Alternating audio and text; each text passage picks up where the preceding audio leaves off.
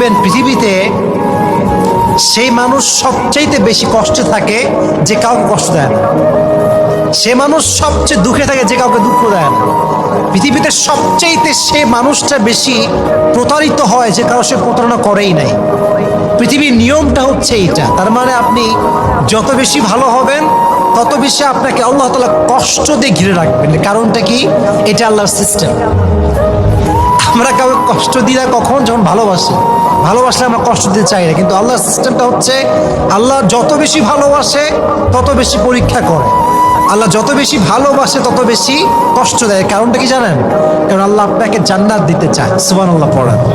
সব জবাব মুখে দিতে হয় না, কিছু জবাব সময়ের উপরে ভাসিয়ে দিতে হয়।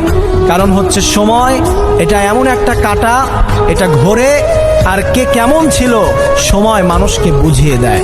কখনো ভালো সময় আসবে, কখনো খারাপ সময় আসবে, কিন্তু আমার খারাপ সময়ে আমি বুঝে গেছি কে আমার আপন ছিল, কে আমার পর ছিল, এটা তো আমি বুঝে গেছি।